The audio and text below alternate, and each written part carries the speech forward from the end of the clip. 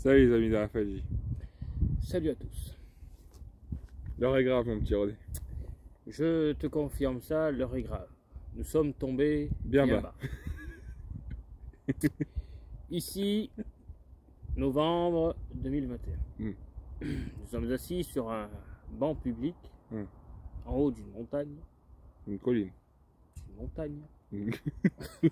Pour ce que c'est, ouais. Avec quoi on est monté. J'en peux plus déjà. Bon, salut les amis de Raphaël J. Bon, j'espère que vous allez bien. Ah, c'est pas Pierre J. Perrin. Non, c'est pas Pierre Dipper. Bon, aujourd'hui, ouais, on est lent dans l'intro parce que on est tellement motivé à vous montrer ce qu'on va vous montrer. Ben, c'est point ça.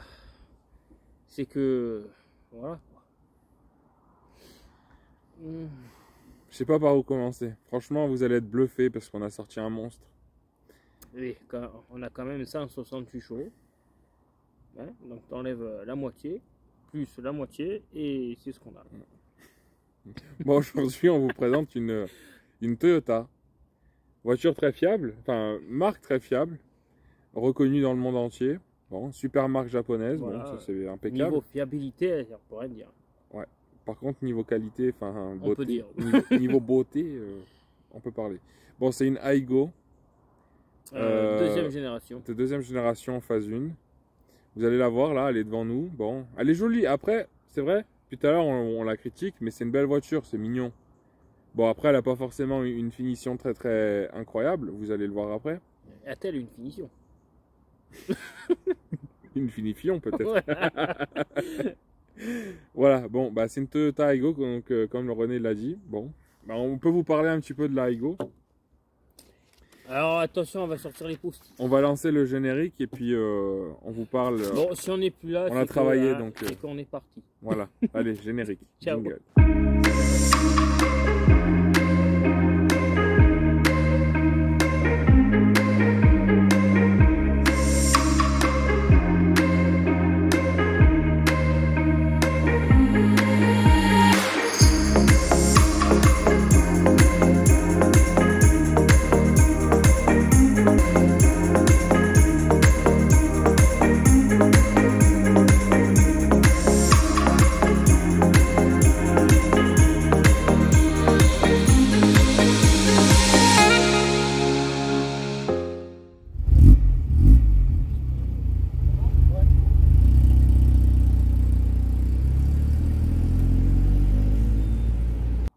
René, réveille-toi René. Je sais que bon, cette voiture-là, bon, ça te émerveille pas, mais il y a un peu des choses à dire quand même. Ah Il faudra peut-être que tu te réveilles. Bon, on y va alors. La Toyota Aygo fait partie du segment des micro-citadines. Donc c'est vraiment le premier segment sur les voitures berlines. Elle est l'équivalent par exemple d'une Renault Twingo, d'une Citroën C1 ou d'une Peugeot 108. La Aygo a été créée en 2005 dans sa première génération jusque 2014. 2014, là où est née la deuxième génération que voici. Et cette deuxième génération a été restylée en 2018. Là, on est en présence de la phase 1. A noter aussi pour la petite anecdote que les Toyota Aygo sont fabriqués en République tchèque. Mon cher ami, tu fais pas si bien de dire en parlant des châssis de la 107 et de la C1, car cette petite Toyota Aygo a le même châssis. Et en deuxième génération, pour être plus précis, elle a le châssis de la 108. Donc la première Aygo a le châssis de la 107 et la deuxième Aygo le châssis de la 108. Voilà, puisque Toyota était en collaboration avec PSA. Donc ils ont fait une petite collaboration pour avoir un peu les mêmes châssis. Ce qui est intéressant parce que les micro-citadines, hein, elles sont à peu près tout pareilles. On est bien d'accord? Ouais, c'est exactement. D'ailleurs, vous retrouverez à l'intérieur, bon, si vous connaissez les PSA, vous retrouvez un petit peu le même univers. Oui, ben, à la sauce Toyota. voilà, c'est ça, donc à la sauce japonaise. Bon, motorisation. Sur cette Aygo, il n'y a que 2 moteurs essence. Et puis voilà, pas d'autres motorisations connues. Aucune motorisation diesel, peut-être hybride parce que Toyota est le leader de l'hybride. Ah ben, mais effectivement, oui. En ce qui nous concerne, on a un moteur essence et donc on peut vous le confirmer, aucun moteur diesel n'existe sur cette Aygo. Et dernière petite anecdote qui est très importante sur cette Aygo. Et on écoute, hein, c'est important. Ouais, c'est vrai. Non, mais c'est vraiment important, je voulais en parler parce que, en fait, cette Aygo, bon, même si c'est la phase 1, la Aygo deuxième génération est en train de vivre ses dernières heures, puisque il y a 5 jours, pas moins de 5 jours, Toyota a présenté la génération qui va remplacer donc cette Aygo. Il s'agit de l'Aygo X, en fait, X, ouais. qui s'appelle Aygo Cross. En réalité, le X veut dire cross. Bon, c'est un peu bizarre leur truc, mais bon. Vous notez, X égale cross, bon, parce qu'on Donc, fait l'hétéro. Hein. En fait, cette Aygo va être remplacée par l'Aygo Cross, qui est un SUV. Il sera plus en collaboration avec PSA, enfin Stellantis, pardon, maintenant. Il sera plus en collaboration donc avec Stellantis, sera toujours fabriqué en République tchèque. Mais donc, cette Aygo, même si c'est encore une fois, c'est la phase 1, la Aygo telle qu'on la connaît en micro-citadine, vit ses dernières heures pour être remplacée par un crossover, un SUV. Voilà, Je trouve que beaucoup de marques font pareil, beaucoup de SUV. Ça commence à faire beaucoup. Ouais. Je ne suis pas contre les SUV, hein, je compte en acheter un, mais bon, quand même, ça commence à faire un petit peu trop. Et aussi, bon, on parlait des châssis, je reviens un peu là-dessus. J'ai dit qu'il serait plus avec Stellantis, évidemment, c'est vrai, mais ce que je veux dire, c'est que donc cette Aygo Cross sera sur le châssis un peu modifié de la Yaris Cross. Alors maintenant, parlons de cet exemplaire en particulier. C'est une Toyota Aygo de deuxième génération en phase 1. De 2016. De 2016, hein, comme on vous l'a dit, les phases 2 sont apparues en 2018. Elle est d'ailleurs de 2016, elle est du mois d'août pour sa première immatriculation en tout cas. C'est un essence 1 litre 1 litre pardon, 1 litre. Voilà, j'ai tellement l'habitude de parler de nos vieux moteurs TU en 1 litre 1. Alors c'est un TU. Voilà, donc c'est un moteur 1 litre, 69 chevaux, 3 cylindres. 3 cylindres, bon, sur habitué Toyota, 3 cylindres. Voilà. Ensuite, en ce qui concerne les petites caractéristiques techniques, on a la VMAX qui est donnée pour 160 km/h. Nom de Dieu! Ce qui est assez pour perdre son permis. Ouais, bah oui. Le 0 à 100 en 15 secondes 5. Ouais. Donc c'est pas un foudre de guerre. Et on va pas faire les feignants quand même. Non, hein, c'est clair. Bon, et si on parlait un peu de son gabarit? Allez, si tu veux. Alors, madame, en longueur, 3,43 m, on dirait pas comme ça. Ouais, hein. moi j'ai été étonné quand j'ai lu ça. 3,43 m de long, 1,47 m de haut et 1,62 m de large. C'est pas mal quand même. Pour une micro-citadine, quand même, c'est pas si micro que ça. C'est vrai. Après, pour le poids, on est sur les 800 kg à vide. Voilà. On va pas aller plus loin. Elle fait 800 kg, 3,43 m de long. C'est quand même une belle petite bête quand même. Hein. C'est vrai. J'en reviens, j'ai oublié deux petites données techniques niveau motorisation. Le couple est à 95 Nm. Bon, c'est pas... ça qui est le plus important, le plus intéressant sur ce genre de voiture. C'est vrai que quand tu achètes une voiture, tu dis bonjour, excusez-moi, le couple. C'est clair. Et en conso mixte, on est à 4 litres 5 données constructeur. Ensuite, on peut parler aussi des jantes qui sont en 14 pouces. Bon, ça on y reviendra, jantes Toll, on y reviendra tout à l'heure quand on parlera. Cette version-là a des jantes Toll avec des enjoliveurs Toyota. D'autres ont des jantes. Hein, voilà, ça c'est une question de finition, on va y venir un petit peu plus tard. Tu avais le volume du coffre et le réservoir de carburant. Alors, volume du coffre, 168 litres. D'ailleurs, je vais vous l'ouvrir. Bon, ce que je trouve, je vais de suite commencer, c'est que l'ouverture du coffre, elle est pourrie. C'est pas pratique, il faut y aller à demain en fait. Voilà, elle est pas pratique. Ou après-demain, mais... Volume du coffre, 168 litres. Alors, autant me dire que ça fait un avant-bras. C'est pas ouf. C'est pas ouf. C'est très petit, ouais, c'est pas ouf. Et on n'a pas la modularité qu'on avait sur le 1007 par exemple. Ou la Twingo. Qui est à peu près... Twingo on n'a pas encore filmé, mais c'est vrai qu'on avait filmé un 1007. Et les sièges étaient assez pratiques puisqu'il y avait des petites commandes pour les rabattre assez facilement. Bon là je vois qu'il y a des lanières juste ici. J'imagine que ça c'est pour rabattre donc les dossiers. Voilà, ouais, j'avais raison. Mais on pouvait avancer aussi. Bon, même s'il y a des crochets, c'est assez particulier.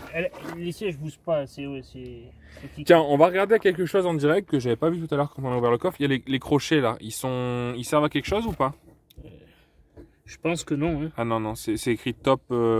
C'est pour les sièges auto, je sais pas quoi ça. Ouais, c'est pour les sièges auto. Voilà, bon, voilà. Donc pas aussi pratique qu'un 1007 par exemple. C'est dommage. Et en ce qui concerne la capacité du réservoir, Elle est de 35 litres. C'est pas ouf. Je pense qu'en autonomie, on doit arriver aux 600 km. 35 litres, 600 km, je pense que c'est raisonnable. ouais, à peu près, ouais. Si on n'a pas le pied lourd... Bon, après, c'est une voiture qui est faite pour la ville, hein. C'est pas pour des grandes routes. Évidemment, micro-citadine, c'est... Micro-citadine départementale nationale, allez, autoroute 110, mais il faut pas... Ouais, c'est ça. À mon avis, à 130, la sonorisation doit pas être terrible. Non, même niveau tenue de route, je suis pas sûr de... Ouais, c'est clair. Alors, ici, on est en présence de la finition X-Play. Donc, Alors, si vous savez comment on en a chié pour la trouver, parce qu'il y en a, il y en a une tartine. C'est vrai, il y a pas mal de finitions. Bon, celle-ci, c'est la X-Play. C'est le deuxième niveau de finition. On peut avoir des jantes alu en option, je crois. Mais en tout cas, sur cette finition-là, on est en présence de jantes Toll avec des enjoliveurs. Donc, Toyota, comme René nous parlait. Parlons un petit peu en ce qui concerne le design. C'est une voiture blanche. C'est une voiture, ouais, c'est vrai. En plus, tu fais pas si bien dire parce que le code couleur, le nom couleur de cette peinture, c'est white. Voilà, c'est pas white exquis ou white pingouin. Ou... c'est vraiment white, voilà. Il n'y a pas plus simple. Maintenant, vous l'avez dans la tête, vous démerdez. Voilà, alors on va parler du design en commençant par la face avant. Alors sur Taigo, on a le X. On a, comme sur Yaris également, et certainement sur d'autres Toyota, j'ai plus en tête, mais en tout cas sur Yaris on a pareil. On a donc ce design un petit peu de X au niveau de la calandre, du pare-choc avant. Voilà, qui est agressif un peu. Voilà, qui est un peu agressif, surtout avec le regard aussi au niveau des phares. Donc le noir étant, la partie noire étant laqué noir, et puis on a un logo Toyota au milieu avec une petite finition spécifique sur le bas, un vieux chewing-gum. On se posait la question comment il a fait pour atterrir là. Bon voilà. Ensuite on a des feux diurnes qui sont positionnés parallèlement au bas du X. C'est ça, donc ils sont parallèles. Là normalement nous avons des anti-brouillards. Des anti-brouillards, des phares, voilà. Des phares anti-brouillard mais qui ne sont pas présents sur cette finition là. On a ensuite le capot. D'ailleurs je te propose d'aller l'ouvrir. On va regarder un petit peu ce moteur qui, je rappelle, est donc un 1 litre 69 chevaux et qui est en 3 cylindres. Donc voilà, on va regarder un petit peu comment c'est foutu. Voilà messieurs, c'est ouvert. Voilà, donc vous pouvez admirer ce petit moteur. Même si le compartiment moteur n'est pas très grand, on peut quand même y mettre les mains, notamment derrière. Je pense que au niveau habitabilité pour travailler, je pense qu'il y a quand même assez la place. Ouais, je trouve que c'est assez correct. Même pour changer les ampoules, tu vois, sur ta 207, sur ma 207, à la fin, je me faisais plus chier, j'enlevais les phares. Ouais. J'en avais déjà parlé dans d'autres vidéos, mais c'est vrai que là, c'est plus simple qu'une 207. Je trouve que la batterie est petite quand même. Hein. Ouais, au niveau de la taille, ouais. Et puis l'ouverture du capot, un capot qui est vraiment assez petit. Donc, voilà pour ce qui concerne ce moteur. Ensuite, on peut continuer de parler design avec donc la partie latérale qui est donc une version 5 portes. Elle existe aussi en 3 portes. On a donc cet insert en plastique, voilà, juste là, qui est qui est pas forcément de bonne qualité en tout cas pour vieillir. Le laquer. Je pense qu'ils auraient dû suivre le laquer effectivement. Et je pense que quand la voiture aura 10-15 ans, je pense que c'est un plastique qui sera blanc. Malheureusement, d'ailleurs, il commence déjà un petit peu à l'être là sur le montant de portière. Un montant de portière donc qui est en plastique sur la portière avant, mais qui n'est pas sur la portière arrière, puisqu'on a directement la vitre. Une vitre qui est d'ailleurs là, elle est ouverte. Une vitre qui est d'ailleurs entrebâillante. On vous l'a ouverte exprès pour vous montrer que sur cette portière là, c'est pas une vitre qui se descend à la manivelle ou électriquement, c'est une vitre qui s'ouvre comme sur une 3 portes. Voilà, exactement. Et ensuite on a les feux qui sont dans la longueur, dans la hauteur plutôt de la voiture. Ça me fait penser un petit peu aux premières Punto. Exact. Même si les Punto étaient vraiment droits, là ça fait une courbe. J'aime bien le design des feux par contre, tu vois.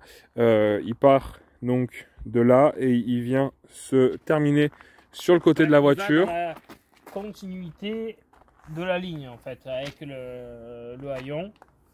C'est sympa, ça forme un S. Il y a un petit insert chromé à l'intérieur Ouais. et puis je trouve que le feu est quand même assez bien designé à l'intérieur. Ouais, c'est assez sympa. Avec ici certainement pour des normes CO2, je sais pas trop, une petite bordure. Ensuite donc on repasse à la partie arrière qui reprend un petit peu cette espèce de X sur le bas mais seulement sur le bas. Le X ne se retrouve pas sur le dessus. Si on le voit bien, le X il fait ça quoi. Hein, c'est pour le montrer. Voilà, ouais, c'est vrai, c'est vrai. C'est pas... C'est un peu cherché, voilà, mais voilà. Peut-être que je vais trop loin. Tant s'il y en a un qui regarde la vidéo, qui a designé la Lego, il se dit mais celui-là il est complètement taré. C'est vrai. Voilà. Et comme sur 108, sur 107 d'ailleurs et sur C1, on a un haillon qui est entièrement en verre. Alors le cassez pas, vous n'avez plus de coffre. Ouais, c'est clair. Donc là c'est vraiment que du verre, hein, cette partie-là. Même si la partie ici est noire et que là c'est transparent, mais c'est quand même du verre. Voilà.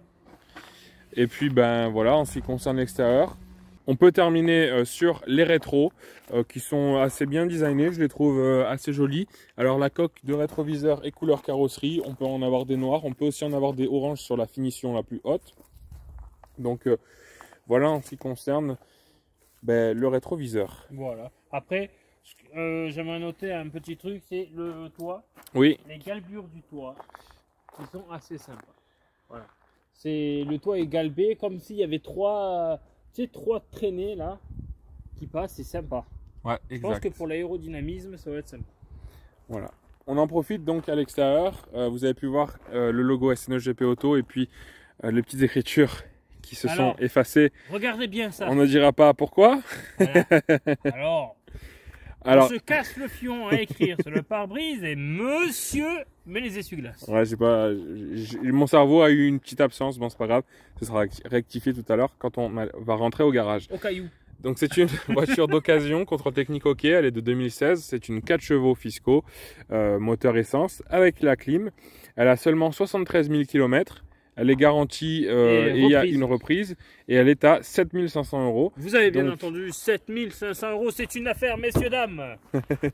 Donc je vais aller faire la petite pub pour le vendeur de cette voiture, qui n'est autre que notre partenaire SNEGP Auto Château Arnoux. Donc vous avez ici les coordonnées en ce qui concerne le numéro de téléphone. Et puis si vous voulez aussi, sur Facebook, vous pouvez contacter le garage. Vous avez juste à aller dans la description de cette vidéo et vous trouverez le lien pour arriver sur la page donc Facebook de SNEGP Auto Château Arnoux, et qu'on remercie encore une fois pour le prêt de cette auto.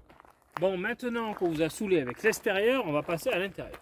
Alors l'intérieur de porte, alors un petit détail que j'aime bien, c'est ce côté blanc. Alors c'est pas du plastique, c'est la tôle qui descend ici. Alors comme tu disais sur Impressionnant Rush qu'on a dû arrêter, tu disais que ça faisait penser à la 205, et c'est vrai que... Tout ce qui est ancienne voiture, on avait cette partie en tôle. C'est vrai. Alors par contre moi ce que j'aime bien, c'est qu'ils se sont pas contentés de faire un truc droit, ils ont quand même fait une petite vague, c'est assez sympa. Par contre, je pense que la vague c'est pour... Ouais, c'est possible. Par contre, le restant de la portière est en plastique brut de piètre qualité. Voilà, c'est du plastique sorti d'usine, c'est pas... un coup de griffe de madame, et je pense que c'est plus très neuf, on va dire. On peut le voir, hein. C'est clair, je pense que ça se raye très vite. Par contre, ils ont quand même fait l'effort de faire une poignée chromée. En fer en plus. En fer en plus, donc ça c'est plutôt pas mal. Et avec les kikis de fermeture de porte. Avec les vieux taquets qu'on voit plus trop sur les voitures d'aujourd'hui, mais qui est encore présent ici. Par contre, je voulais juste parler du bouton de lave-vitre. Il n'y a pas le petit pictogramme qui est présent dessus, je trouve que c'est dommage. En tant que toqué, ça me gêne. Ouais, moi aussi, moi comme tout à l'heure, écoute, c'est des petits détails, c'est vraiment pas grand chose. Mais tout à l'heure, quand je suis monté dans la voiture pour la première fois, c'est le premier truc qui m'a vu. Eh ben, c'est ce que j'ai vu la première fois aussi. Voilà, c'est bizarre, hein. J'aurais acheté cette voiture, je suis sûr, j'aurais pris un bout de papier, je l'aurais collé. Avec le morceau, je l'aurais collé. Ou alors je l'aurais dessiné, j'aurais fait quelque chose. Bon, et puis ici, on a un petit range-bouteille avec c'est un range-bouteille qui est bien parce qu'il y a le... On peut mettre, bon, pas une grosse bouteille ou quoi, mais il y a le culot exprès pour mettre. Voilà. Bon, je t'invite à passer de l'autre côté. On va détailler la planche de bord. Donc avec un insert plastique gris alu brossé un peu, qui fait juste cette partie-là, hein. Par contre ici on retrouve cette matière sur le tour de la console de bord. Et de l'autre côté. Et de l'autre côté. Ensuite, on a un petit design ici avec des traits, un peu de design sur le haut de la planche de bord. C'est vachement léger quand même. Hein. Toujours du plastique dur. Bon, il y a un peu de dessin quand même. Bon, voilà, c'est... Ici, il y a des aérateurs. Ici, on a les rappels d'airbag, etc.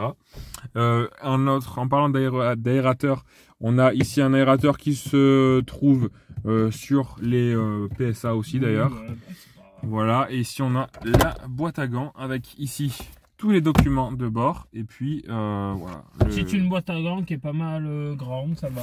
Ouais, c'est bon. Après, l'intérêt d'avoir du plastique comme ça, c'est qu'un coup de lingette, ça lingette c'est moi. Ça lingette, ouais. Voilà, c'est nettoyé quoi. C'est ça. Ensuite, on va montrer la clé juste avant de mettre le contact. Alors, c'est une clé, comme d'habitude, télécommande avec, bon, depuis 20 ans, on va dire, ça existe, avec le petit système comme ça pour débloquer la tige de la clé. Et puis ensuite, on a bon, le logo Toyota, une clé assez simple avec verrouillage, déverrouillage. Voilà, rien de plus. Et le double, qui lui, par contre, est encore beaucoup plus simple. Voilà. Bon, comme souvent. Hein. Comme souvent. Donc, si on met le contact. Voilà. Alors, la cinématique, elle est sympa. Bon, éclairage orange, qui est assez vieux aussi. Bon, ouais, sur ce genre de voiture, ça dénote pas. Ça par contre, j'aime beaucoup le contour. Tu vois ? Ouais. Il est très original. Le contour est assez large. Sur le côté donc gauche, hein, c'est ça. Donc là, vous avez le contour, le compteur de vitesse avec le petit écran d'information, la température, les kilomètres, le réservoir, etc. Et là, ce que vous avez à côté, du coup, ben, vous avez tout ce qui est témoin d'huile, témoin de stop, batterie. Et le shift pour augmenter ou descendre vos rapports, c'est un peu l'ordinateur de bord qui gère un peu, qui vous dit là vous êtes en sous-régime, voilà, ou là en sur-régime, il faut passer la vitesse, bon bah, voilà. Sur le volant, nous avons quand même un volant qui est assez massif, qui est assez grand, épais. Moi j'aime beaucoup les volants épais. Autour, nous avons du coup ce plastique noir laqué qui rappelle du coup le pare-choc. Exact. C'est le seul rappel du pare-choc. On a en simili-cuir, hein, j'imagine, ouais. Sur le tour du volant. Sur le cerceau, après on a des commandes au volant de part et d'autre. Avec limitateur de vitesse. Par contre, tu pourrais parler de quelque chose, c'est que le niveau du réglage du volant. Alors, niveau réglage du volant. On n'a pas en profondeur, mais on a en hauteur. Et comme vous pouvez le voir. C'est vachement lourd, quoi. Moi, c'est... Ouais. Costaud, en fait, on a le compteur qui est fixe avec le volant, donc quand vous bougez votre volant, bah, le compteur il suit. En fait. Voilà, donc voilà, c'est un volant qui est assez sympa. Ça rajoute un petit peu de prestige à cette finition-là. Niveau milieu, autoradio. C'est super simple, aucun écran. Il y a une petite curiosité que j'ai remarqué tout à l'heure. C'est qu'ici, on a les boutons pour le téléphone, parce que cette voiture est équipée de Bluetooth. Et donc, on a les boutons pour décrocher ou raccrocher. On le retrouve ici aussi. C'est un peu bizarre. Alors, je sais que là, c'est pour le conducteur, là, c'est pour les passagers. Mais bon, tant qu'à faire les passagers, j'aurais plutôt mis de ce côté-là. Et quitte même à juste laisser ce bouton-là, finalement. Oui. Mettre autre chose sur le volant. À mon avis, peut-être qu'ils ont voulu meubler le volant. Après, c'est peut-être pour la sécurité d'appuyer là que là, je sais pas. Ouais, je sais pas, c'est bon. L'autoradio, bon, qui est assez simple. Assez simple, écran orange. Écran orange, avec quand même... Moi, ce que je note surtout, c'est qu'il n'y a même pas de chiffres là pour les stations. Ouais, d'habitude, il y a toujours des chiffres. Par contre, on a un changement de mode parce que cette voiture est équipée d'USB et de prise de jack. Prise jack. Et donc d'une prise 12 volts aussi au passage. Donc ça c'est pour la partie multimédia. Ensuite on a un petit dessin assez curieux avec ici tout ce qui est le panel de ventilation, clim, etc. Et les feux de détresse avec, on vous laisse écouter le petit son. Voilà. Voilà pour ce qui concerne le haut de la planche de bord. On va parler maintenant du milieu. On descend. Avec donc un rangement ici, porte-gobelet, un pommeau de levée de vitesse en chrome. C'est la seule partie chromée. En chrome ferreux en plus, en ferraille, parce qu'il est assez frais, je trouve, au toucher. Ouais, c'est de l'alu, je pense. Ouais, et ensuite donc le frein à main ici. Frein à main qui est en plastique. Je pense qu'ils auraient dû faire un rappel de chrome. C'est sympa. Voilà. Et voilà, ici plafonnier. Ici, non, y a pas. Petite bricole les miroirs de courtoisie. On peut parler des sièges, qui sont tout en tissu. avec les appuis-têtes intégrés. Ben, c'est-à-dire qu'ils sont ni réglables ni rien. Si tu n'as pas envie d'appuie-tête, eh ben, tu l'as dans le fion. Et donc plusieurs types de tissus. On a un tissu blanc, gris. enfin gris clair, gris foncé et noir. Piqueté. Voilà, un peu ouais, piqué gris. Et puis ici, donc les places arrière. On va faire une petite chose. On va aller s'installer. René va régler son siège pour conduire. Alors là, moi je vais vous dire, et si quelqu'un essaye de rentrer là, faut qu'il soit nain. Et moi je vais rentrer à l'arrière et puis on va vous dire un petit peu ce qu'il en est. Voilà, on va terminer la présentation intérieure avec ça. Oh putain, je me sens pas bien à l'arrière. René qui est donc installé derrière. Alors le siège avant est réglé pour c'est 1m75 et donc là il y a encore 1m75 derrière. T'as dit un secret. Bon voilà, l'habitabilité 1m75, donc si t'es plus grand, genre toi, voilà. Qui dépasse le 80. Par contre, un truc qui est sympa, c'est que la garde au toit, t'as de la place par contre. Ouais, pas trop. Je me sens, mais alors, confiné. Alors pour comparer, parce qu'on avait essayé une 500 Abarth, donc qui est dans la même catégorie, tu te sens mieux dans la 500 ou dans celle-ci? Celle-là est plus illuminée. Moi, ouais, illuminée, ouais, comme nous. Ouais. Non, moi j'ai l'impression qu'elle est un peu plus spacieuse quand même. Mais je me sens vraiment mal à l'arrière. Ouais, bah après c'est pas une voiture pour être, c'est pour des enfants ça. Hein. Pour aller à l'école les emmener, mais tu fais pas des longues heures de route. Bah, je me vois mal faire un Nice-Paris quoi. C'est clair. Et bon bah la portière ici je vous en parle pas trop hein, parce que c'est la même chose qu'à l'avant en ce qui concerne les matériaux. On a toujours cette tôle et puis cette espèce de morceau de plastique. Sortez-moi de là. Et René qui devient fou. Bon bah voilà, je pense qu'on a fait le tour de cette Toyota Aygo donc de 2016. Qu'est-ce qu'il fait? Je sors de la voiture. Voilà les amis. Bon, on va aller conclure ça avec On va conclure. Mon petit René, on va aller faire un petit tour, on va vous parler un petit peu on va conclure. On va vous parler un petit peu de nos sensations au volant et puis on terminera cette vidéo.